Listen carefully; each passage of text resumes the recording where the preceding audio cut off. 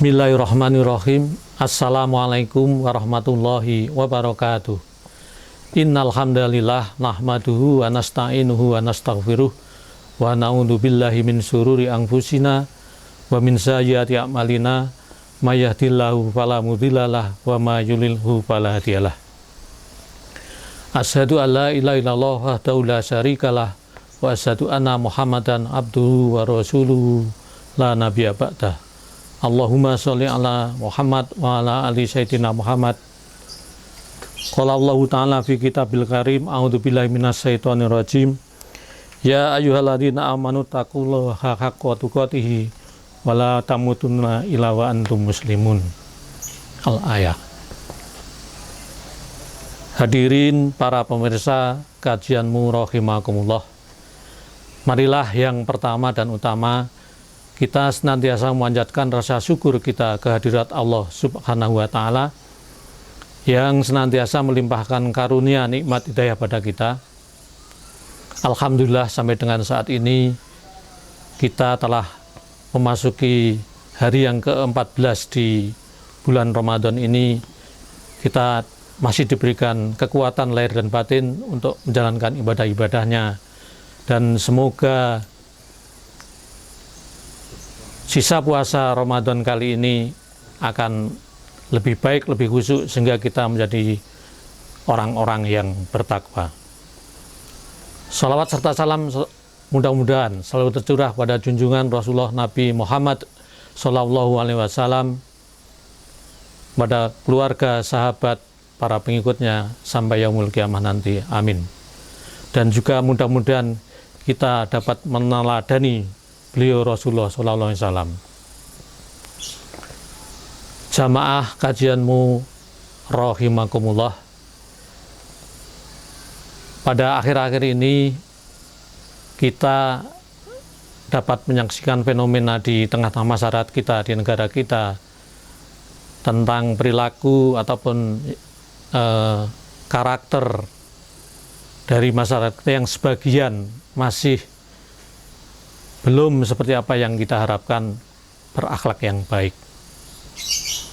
Hal ini dapat kita saksikan masih maraknya kasus-kasus korupsi misalnya, ataupun juga di kalangan remaja ada tawuran pelajar, juga hal-hal lain yang sifatnya itu destruktif, sampai dengan maraknya peredaran penyalahgunaan narkoba, kejahatan seksual dan sebagainya. Ini menjadi fenomena yang sangat memprihatinkan bagi kita. Maka pada kesempatan ini izinkan kita akan menyampaikan salah satu materi yang cukup penting, yaitu tentang pendidikan karakter dalam perspektif Islam. Hadirin kajianmu rahimakumullah. Untuk memperjelas materi ini, nanti akan saya bagi menjadi 3 bagian. Yang pertama adalah terkait dengan apa itu pendidikan karakter. Kemudian yang kedua, pentingnya pendidikan karakter. Kemudian yang ketiga adalah bagaimana cara menjadikan pendidikan karakter bagi anak didik kita. Yang pertama mengenai pendidikan karakter, terdiri dari 2 kata, yaitu pendidikan dan karakter. Masalah pendidikan banyak arti maupun pengertiannya, namun saya akan mengambil salah satu pengertian pendidikan yang saya ambil dari Undang-Undang Nomor 20 Tahun 2003 tentang Undang-Undang Sistem Pendidikan Nasional atau Sisdiknas. Di sana disampaikan bahwa pendidikan adalah usaha sadar dan terencana untuk mewujudkan suasana belajar dan proses belajar agar peserta didik secara aktif mengembangkan potensi dirinya untuk memiliki kekuatan spiritual keagamaan, pengendalian diri, kepribadian, kecerdasan, akhlak mulia, serta keterampilan yang diperlukan dirinya, masyarakat, bangsa, dan negara. Jadi ini adalah makna pendidikan yang ada dalam undang-undang kita. Jadi di sana, di samping menyangkut aspek spiritual, pengetahuan, juga olah hati dan juga keterampilan. Adapun pengertian karakter juga ada berbagai pendapat. Saya akan mengambil salah satu yang tercantum dalam Kamus Besar Bahasa Indonesia, KBBI. Karakter adalah dapat diartikan dengan tabiat atau sifat-sifat kejiwaan, akhlak atau budi pekerti yang membedakan seseorang dengan yang lain ataupun watak. Dengan demikian karakter juga dapat diartikan sebagai kepribadian atau akhlak ataupun juga moral atau etika. Dalam perspektif Islam, karakter atau akhlak mulia ini merupakan suatu hasil proses penerapan syariat, yaitu ibadah dan muamalah, yang dilandasi oleh kondisi akidah yang kokoh dan bersandar pada Al-Quran dan As-Sunnah. Dengan demikian dapat kita pahami bersama bahwa pendidikan karakter merupakan sebuah usaha sadar kita dan yang terencana untuk menjadikan peserta didik kita atau murid kita memiliki akhlak yang mulia. Kemudian yang kedua tentang pentingnya pendidikan karakter. Para pemirsa kajianmu rahimakumullah, dari pengertian di atas dapat kita pahami bersama bahwa karakter atau akhlak itu merupakan satu kedudukan yang sangat penting dalam kehidupan ini, yang merupakan tercermin dari kuatnya pengamalan syariat dan kokohnya landasan keimanan atau akidah yang muncul dalam ucapan dan perilaku seseorang.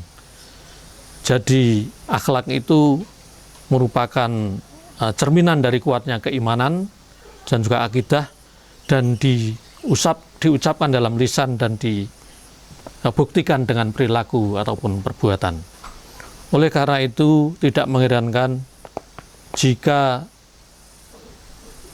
misi utama Rasulullah SAW oleh Allah diturunkan ke dunia ini dalam rangka untuk menyempurnakan akhlak manusia pada saat ini dan juga pada masa yang lampau. Sebagaimana yang tercantum dalam sebuah hadis, An Abi Hurairah radhiyallahu anhu qala Rasulullah sallallahu alaihi wasallam, innama bu'istu liutammima makarimal akhlak.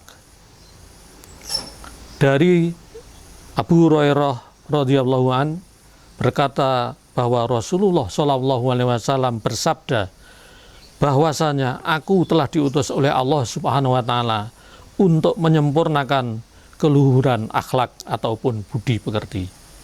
Jadi jelas bahwa salah satu misi utama Kanjeng Nabi Muhammad diutus ke dunia ini dalam rangka untuk memperbaiki akhlak manusia.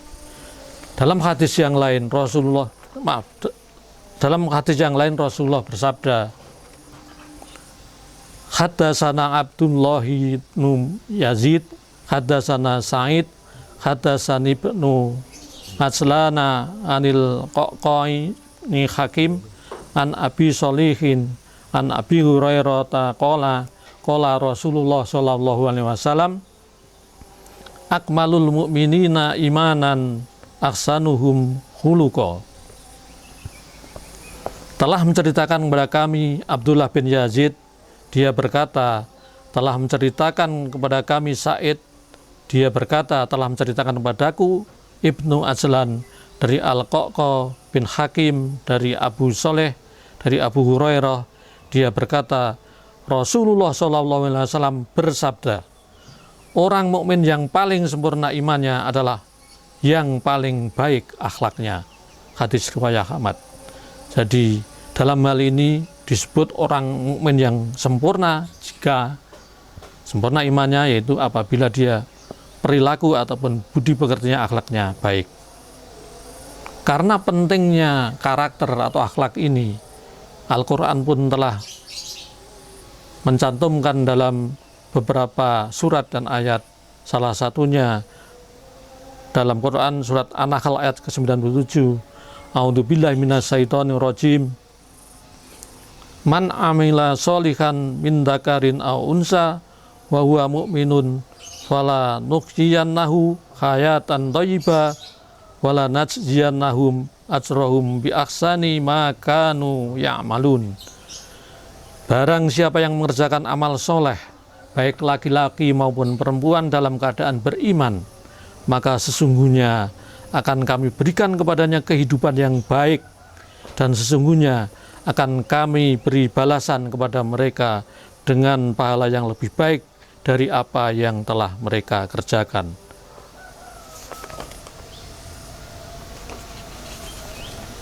Hadirin jamaah kajian rahimakumullah, surat An-Nahl ini atau dalam ayat ke-97 ini ada 3 aspek yang penting, yaitu barang siapa yang mengerjakan amal soleh maka akan diberikan kepadanya kehidupan di dunia ini yang lebih baik.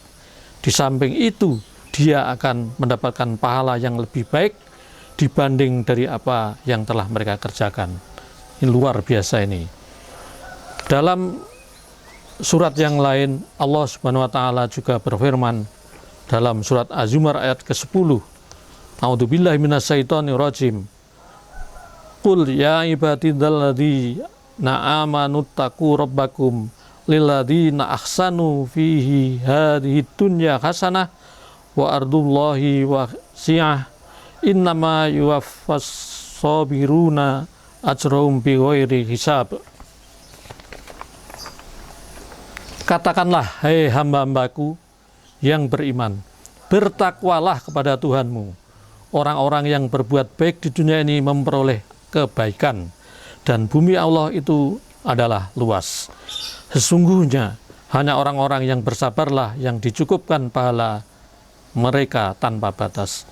Jadi perintah hamba-hambanya untuk bertakwa dan berbuat baik, maka dia akan mendapat kebaikan di dunia ini, dan juga akan dibalas oleh Allah, terutama bagi juga orang-orang yang bersabar, dan akan dicukupkan pahala tanpa batas oleh Allah Subhanahu wa taala.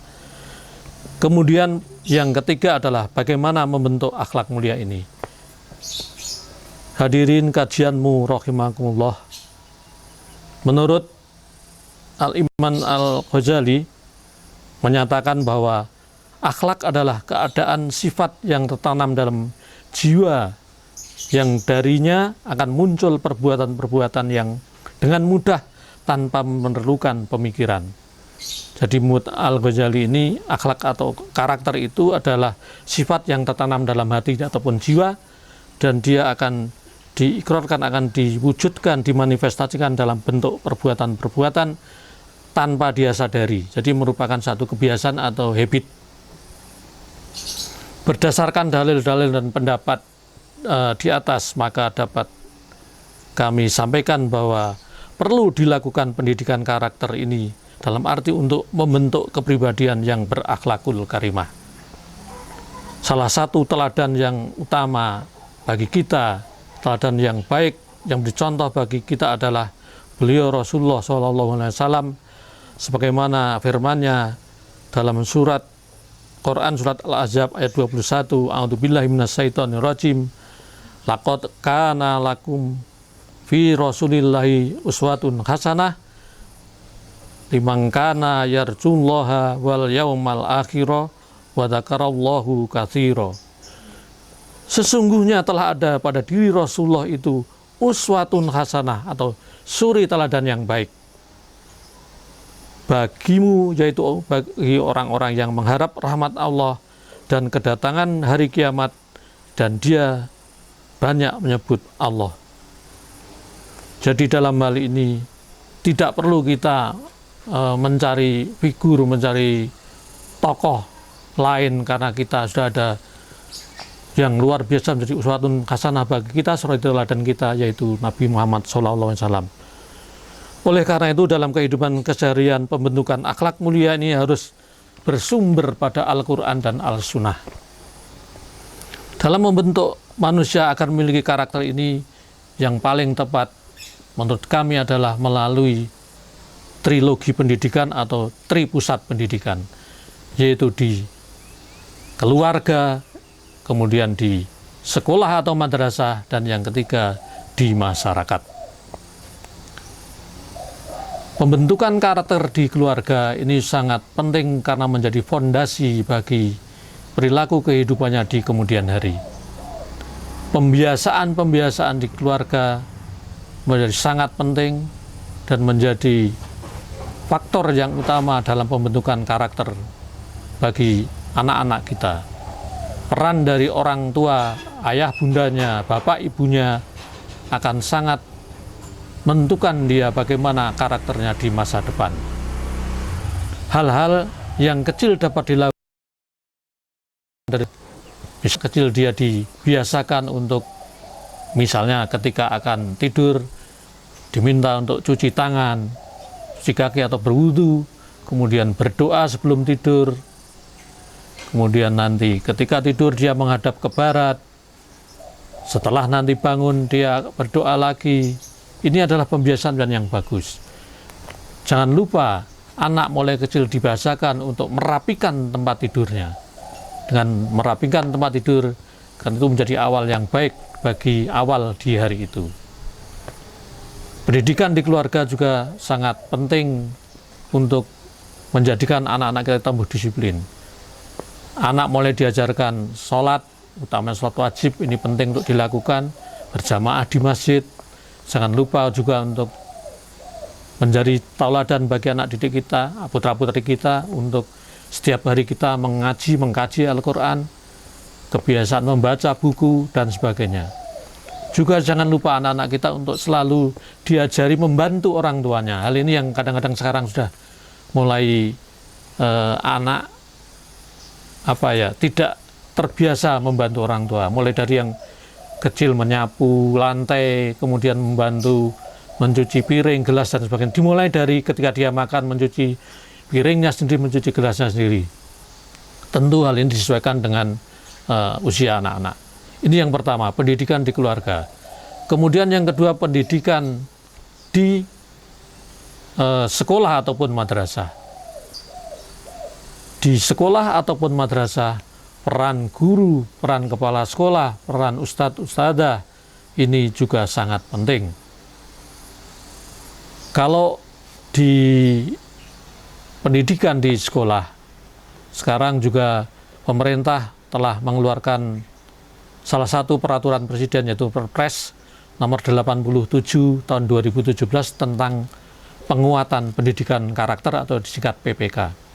Di sana ada dari sekian karakter yang 18 karakter itu diperas menjadi 5 karakter yang utama, yaitu karakter berkaitan dengan religius, kemudian berkaitan yang kedua dengan karakter nasionalis, kemudian yang ketiga karakter mandiri, karakter gotong royong, dan integritas. Jadi 5 karakter ini yang dikembangkan oleh pemerintah. Mudah-mudahan anak-anak kita bisa menghayati. Di sekolah anak-anak mulai ketika datang dia diajari dengan 3S misalnya. Senyum, salam, sapa. Ketika mau masuk gerbang, gurunya tersenyum, muridnya tersenyum, bersalaman. Nanti setelah COVID ini selesai, setiap pagi kita menjemput anak-anak bersalaman. Assalamualaikum warahmatullahi wabarakatuh. Dipeluklah anak kita, murid-murid kita. Kemudian sapanya disapa, bagaimana kabarmu, bagaimana sholatmu, dan sebagainya. Ini pendidikan di sekolah. Kemudian nanti ketika sebelum pelajaran diminta untuk berdoa, menyanyikan lagu-lagu nasional, lagu-lagu keagamaan, juga diajari mungkin juga tentang kedisiplinan tentu, kemudian bagaimana cara menghargai orang lain, berpendapat, menghargai pendapat orang lain, juga ini perlu selalu kita tumbuh kembangkan di kalangan anak kita. Kemudian yang tidak kalah penting, guru dan juga peran stakeholder di sekolah itu, mulai dari guru, kepala sekolah, penjaga, satpam, dan sebagainya, bisa untuk saling mengingatkan, berinteraksi dengan baik di sekolah itu. Dengan rasa aman di sekolah, pendidikan dia nanti juga akan mencontoh bagi bapak ibu gurunya maupun orang-orang yang ada di sekolah itu. Kemudian yang berikutnya, yaitu yang ketiga, tentu pendidikan di masyarakat. Peran masyarakat adalah luar biasa ketika anak-anak itu terjun di masyarakat, yaitu dengan mengawasi, dengan mendampingi anak-anak kita untuk berperilaku yang baik. Peran masjid menjadi organisasi, misalnya remaja masjid, kemudian juga kumpulan mungkin kalau di Muhammadiyah, ada IPM dan sebagainya. Ini menjadi luar biasa, sangat penting untuk mendidik kader-kader kita, mengadakan kegiatan yang positif, diskusi kelompok, kerja bakti, bakti sosial dan sebagainya. Ini menjadi bagian yang perlu dilakukan untuk anak-anak kita, agar nanti bila mana dewasa, dia akan tumbuh karakter seperti yang saya sampaikan di atas. Demikian yang dapat kami sampaikan. Dengan sinergitas antara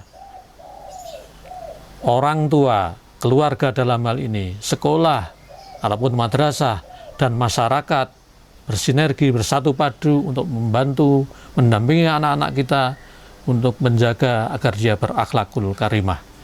Mudah-mudahan apa yang saya sampaikan bermanfaat bagi kita semuanya. Mohon maaf kalau ada kesalahan dan kekurangannya.